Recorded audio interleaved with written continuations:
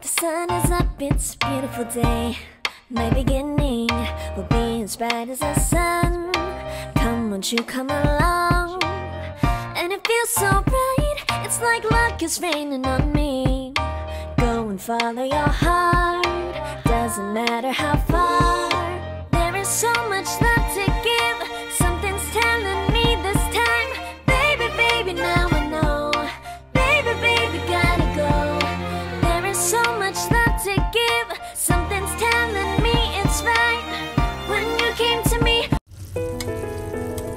Hi guys, it's Cooking with Life Love again, and today ang ating recipe ay isang simple and quick chicken recipe na tiyak magugustuhan nyo. Tara guys, samahan nyo ako. Ayan, very ideal ito guys sa mga mommies at sa lahat na laging nagmamadali or walang time para magluto. Kaya guys, ito na yan.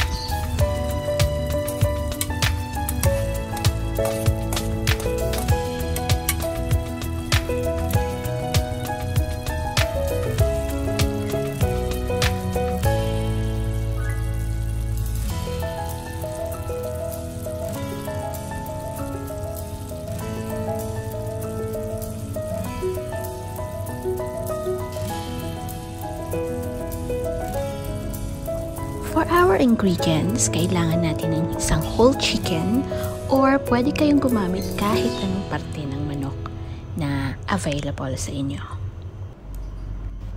Ayan, cut nyo lang guys into desired pieces yung ating chicken. Ito na yung ating mga ingredients. So, kailangan natin ng oyster sauce. Kailangan din natin ng half a lemon, peppercorns, bay leaves, at saka garlic. Kailangan din natin ng ketchup, konting soy sauce,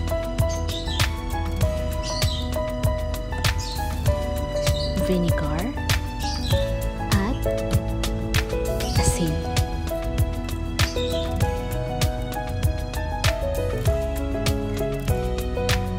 Guys, imamarinate lang natin ang ating chicken. In na yung ating oyster sauce.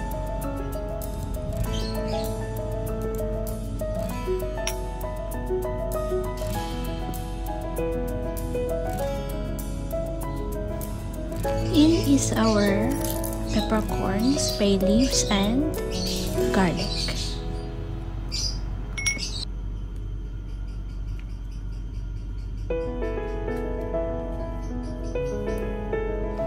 Then, in na rin yung ating salt. Ayan guys, hindi ako naglalagay ng amount ng ating mga ingredients. You can either add or put less ng ating mga ingredients. So, in na rin kakaunting soy sauce.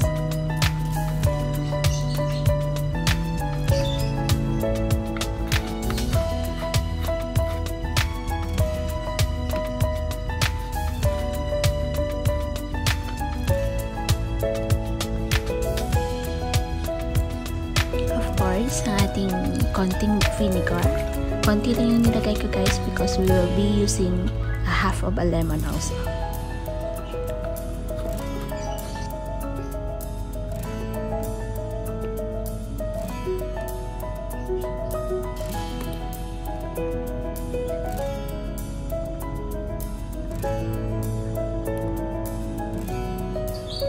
So guys, in na rin yung ating ketchup. So sa ketchup guys, ayoko kasi ng sobrang matamis.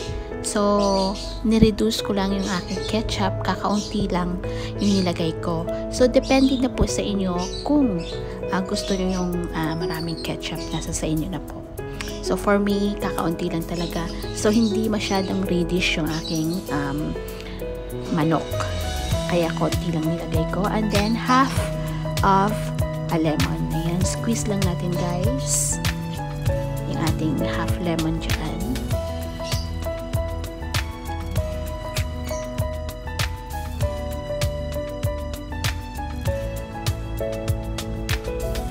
Then, I added sugar, guys. So, gaya ng sinabi ko, nasa sa inyo na kung gusto nyo yung manamis-namis. Pwede ninyong i-increase yung inyong ketchup at saka yung inyong sugar. Or you can either use brown sugar. Then, I added also black pepper, guys. So, marami ako nilagay na black pepper.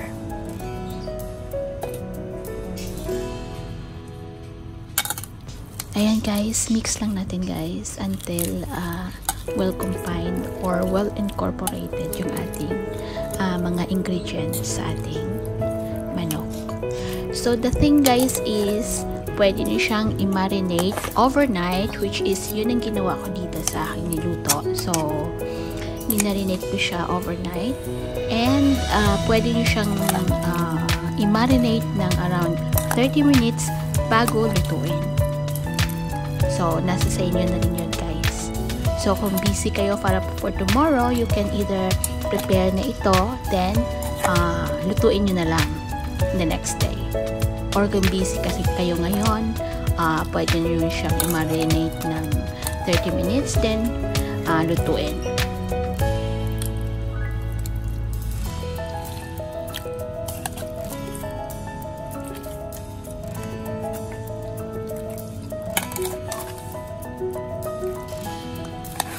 So guys, kung gumamit or gagamit kayo ng maraming ketchup, so yung kulay ng ating chicken would be reddish. Hindi kagaya nitong sa akin kasi kakaunti lang talaga nilagay ko na ketchup, which is yun lang talaga yung gusto ko na lasa. Ayan. So, as gaya ng sinabi ko, pwede kayong mag-add ng additional na ketchup kung gusto nyo.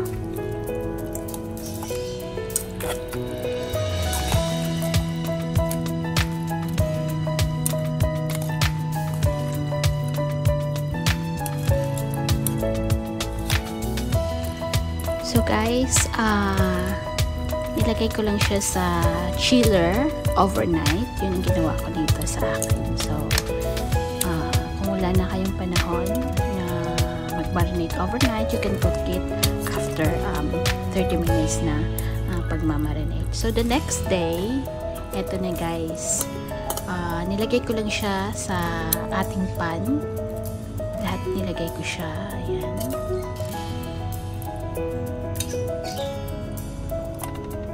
Then, hayaan lang natin siyang maluto sa kanyang tawag dito.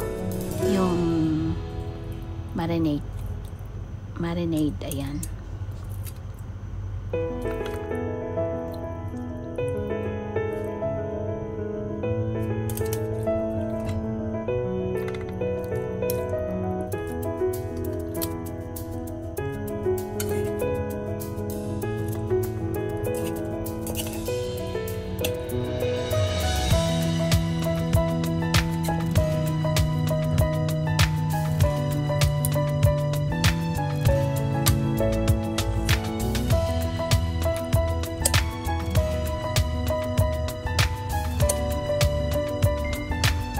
So guys, optional to. Pwede kayong magdagdag kagaya ng ginawa ko, or pwede na lang na wala na to. The onion and the ginger. Ayan, so ginawa ko, nag-slice lang ako ng isang onion at kakaunting ginger, then minix ko lang siya dyan, guys. At lulutuin natin ito sa medium heat. After a few minutes, guys, ayan, eto na siya. So, niluto ko lang siya, guys, dun sa liquid niya mismo. At naglagay lang ako ng kakaunting oil. Kasi nga, may oil din na lumalabas dun sa skin ng chicken. Kasi hindi ko tinanggal yung skin. So, pinaliktad ko lang siya, guys. Ayan. At, lutuin na lang natin in a low heat.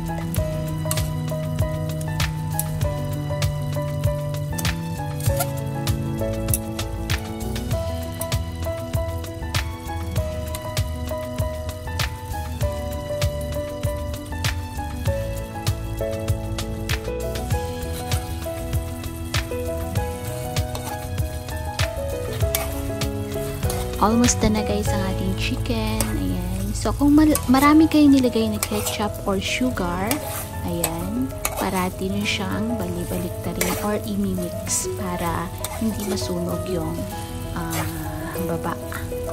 So, usually kasi pag may sugar kayo, madali siyang maglapot. Ayan. So, yung tendency pag hinayaan nyo yun siya sa malakas na apoy, then I'm sure talagang masusunog yung baba. So, mix guys. Yun ang ating gagawin.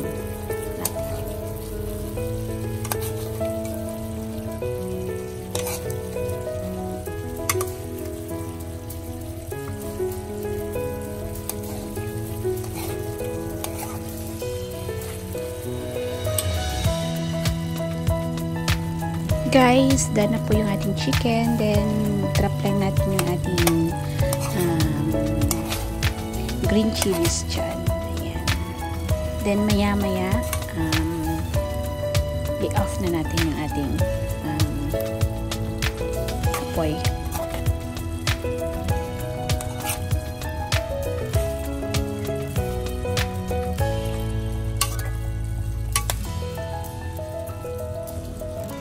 And here we have guys our simple and quick chicken recipe.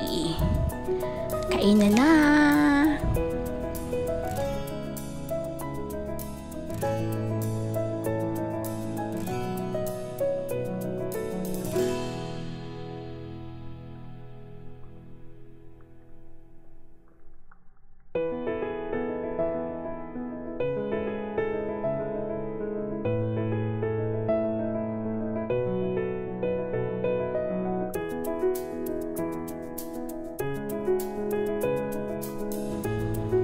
At bago ako mag-end guys, I just want to say thank you and mega love shout out everyone.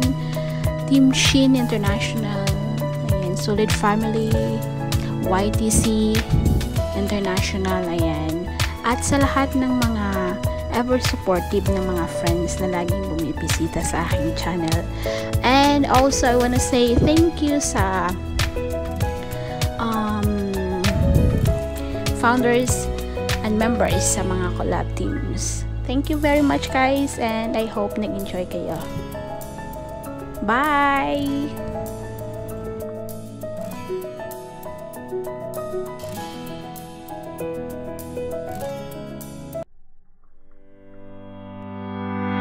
Come back, be with me.